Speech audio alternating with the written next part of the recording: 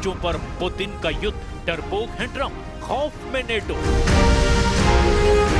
3.5 साल से ज्यादा की जंग में अब रूस यूक्रेन जंग में 3 देश सीधे शामिल हो चुके हैं। हैरानी की बात तो ये है कि रूस ने अब अमेरिका के जंगी और बातचीत के पैंतरे पर जमकर पलटवार करना शुरू कर दिया है। हम आपको दिखाने जा रहे हैं कि कैसे 15 अगस्त 2025 को पुतिन और ट्रंप की अलास्का में मीटिंग के बाद युद्ध बेहद तेज हो गया है।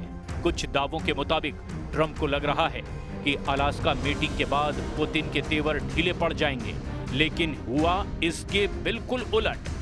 रूस ने 18 अगस्त को वॉशिंगटन में हुई यूरोपीय नेताओं ज़ेलेंस्की और ट्रंप की मीटिंग के बाद अचानक 15 गुना हमले यूक्रेन पर शुरू कर दिए हैं। आज की ताजा खबर ये है कि जहां यूक्रेन के 5 नए इलाकों में रूसी सेना कोहराम मचा रही है, तो वहीं दूसरी तरफ पोलैंड में रूस के 21 आत्मघाती ड्रोन की एंट्री ने पोलैंड के साथ साथ 3 बाल्टिक देश एस्टोनिया, लातविया और लिथुआनिया को भी खौफ में डाल दिया है।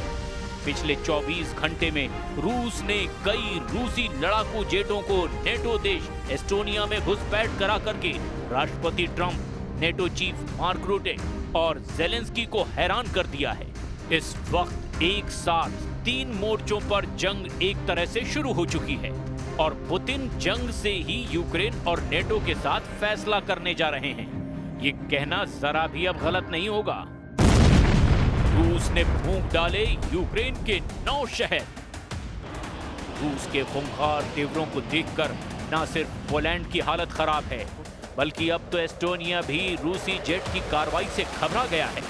ये पूरी खबर हम आपको डिटेल में दिखाएंगे, लेकिन जरा ये देख लीजिए कि 20 सितंबर का दिन यूक्रेन के 9 शहरों पर कितना भारी पड़ चुका है, जहां रूस ने यूक्रेन के अलग अलग इलाकों पर बेतहाशा हवाई हमले किए हैं। ये हमले ऐसे वक्त पर हो रहे हैं जब यूक्रेनी सेना रूस की तेल रिफाइनरी को अपने ड्रोन हमलों से तबाह करने में जुटी है। 20 सितंबर को रूसी सेना ने तड़के यूक्रेन के अलग अलग इलाकों पर मिसाइल और ड्रोन से हमला किया।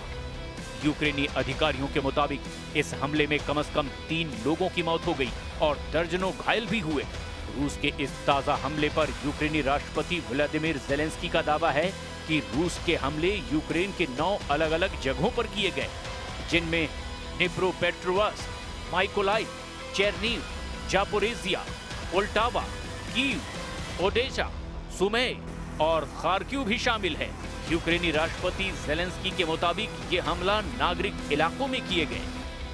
डनिप्रो शहर में भी एक बहुमंजिला इमारत पर क्लस्टर बम से हमला किया है, जिससे बहुत ज्यादा नुकसान हुआ है। इसके अलावा कीव के इलाके में बुचा, बोरिस्पिल और ओबुखीव में भी हमले भयंकर हुए हैं, जिसमें कई घरों और गाड़ियों को जबरदस्त नुकसान पहुंचा है। यूक्रेन का दावा है कि पश्चिमी लवीव क्षेत्र में 2 रूसी क्रूज मिसाइलों को मार गिराया गया।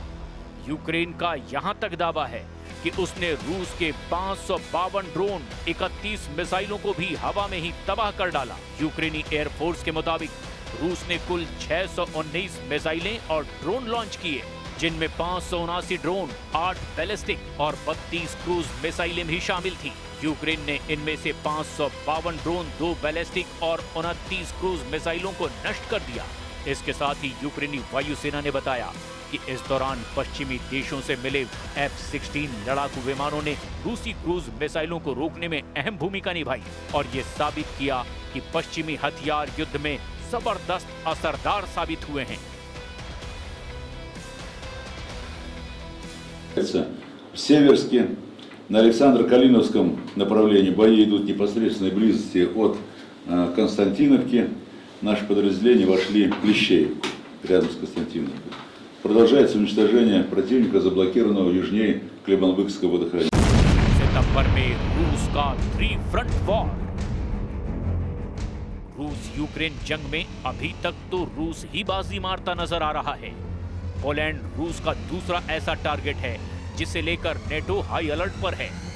नेटो देश फ्रांस, ब्रिटेन और जर्मनी हर हाल में रूस को तबाह करना चाहते हैं, लेकिन दिक्कत ये है क्योंकि रूस की कमजोर नब्ज नेटो को मिल नहीं पा रही है और रूस की सैन्य ताकत पर 3.5 साल से ज्यादा की जंग में कोई असर नहीं पड़ा है। सबसे ज्यादा चैलेंज नेटो देश एस्टोनिया को रूस ने दिया है और उसके इलाके में रूस के MiG-21 विमानों ने घुसपैठ करके नेटो की नींद उड़ा दी है। जरा रूस के 3 फ्रंट वॉर को इस एनिमेशन से भी समझिए। यूक्रेन पर 4000 हवाई हमले, पोलैंड पर 21 ड्रोन से हमले, एस्टोनिया में रूसी जेट की घुसपैठ। रूसी सेना इस वक्त यूक्रेन के साथ साथ नेटो देश पोलैंड और एस्टोनिया को भी टारगेट पर ले चुकी है। जो आंकड़े सितंबर महीने में आए हैं उसके मुताबिक रूसी सेना अब तक 4000 से ज्यादा हवाई हमले यूक्रेन पर कर चुका है, जबकि पोलैंड में रूस के 21 आत्मघाती ड्रोन के फटने से कोहराम मचा है।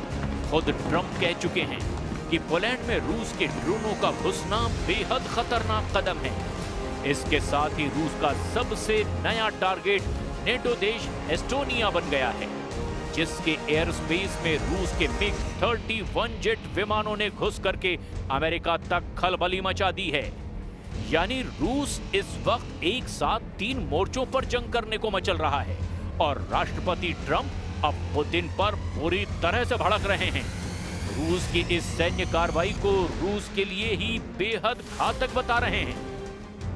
Russian jets entered Estonia's airspace today for 12 minutes. Do you see that as a threat to NATO? Well, I'm going to have to look at it. They're going to be briefing me in a short while, so I'll let you know about it tonight or tomorrow. Estonia में रूसी लड़ाकू जेटों के हवाई क्षेत्र में घुसपैठ की घटना ने अंतर्राष्ट्रीय तनाव को काफी बढ़ा दिया है। रूस के 3 MiG-21 लड़ाकू जेट एस्टोनिया के हवाई क्षेत्र में 12 मिनट तक भयंकर खतर मचाते रहे। इस दौरान नेटो ने अपने F-35 लड़ाकू जेट भेजे।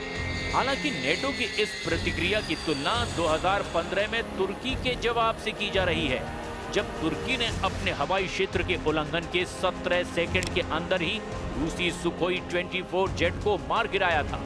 यूरोपीय संघ ने भी इस घटना पर कड़ी प्रतिक्रिया व्यक्त की है और रूस के खिलाफ 19वें प्रतिबंध को मंजूरी देने की तैयारी कर रहा है। ज़ेलेंस्की का बहुत बड़ा दावा, 2 बड़े हमले करने जा रहा है रूस।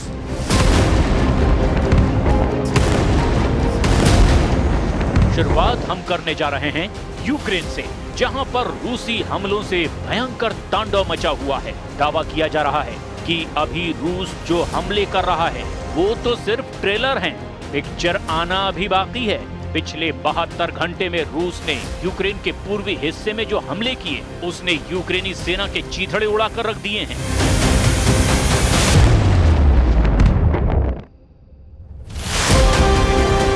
रूस की सरकारी समाचार एजेंसी TASS ने रक्षा मंत्रालय के हवाले से बताया कि पिछले दिनों अग्रिम मोर्चे पर लड़ाई के दौरान यूक्रेनी सेना के 1,500 से ज्यादा सैनिक मारे गए। हालांकि यूक्रेन ने इस दावे की पुष्टि नहीं की है।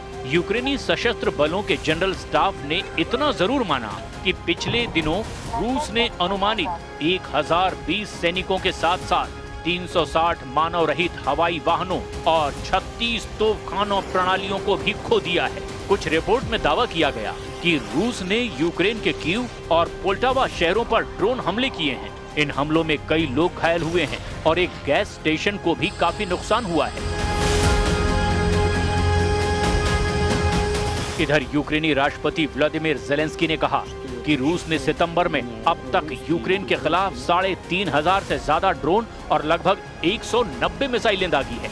ज़ेलेंस्की ने रूस के इन हमलों को हवाई आतंकवादी अभियान बताया, जबकि दूसरी तरफ रूस ने दावा किया कि उसने पिछले 24 घंटे में 357 यूक्रेनी ड्रोनों को ब्लैक सी के ऊपर मार गिराया है। इस बीच रूसी सेना प्रमुख ने युद्धग्रस्त क्षेत्र में जवानों से मुलाकात की और डोनेस्क पर कब्जे के लिए सैनिकों को सम्मानित किया। इधर यूक्रेनी राष्ट्रपति व्लादिमीर ज़ेलेंस्की ने सोशल मीडिया प्लेटफॉर्म एक्स पर लिखा कि हालांकि रूस ने इस साल सुमोय, नोवोपावलिवका, प्रोक्रोवास्क और ज़ापोरिजिया में आक्रामक तैयारी की थी, लेकिन रूस ने इतने ज्यादा सैनिक खो दिए हैं कि अभी तक उसके पास बड़े पैमाने पर आक्रामक कार्रवाई करने की ताकत तक नहीं बची। Войска в зоне специальной военной операции наступают практически на всех направлениях.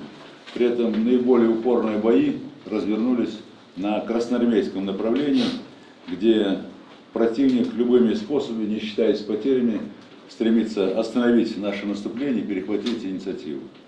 Для этого командование ВСУ в район Красноармейска перебросил наиболее боеспособные и подготовленные подразделения в ущерб другим направлениям, на которых наше наступление развивается. नेटो के साथ पोलैंड, ऑपरेशन एनाकोंडा।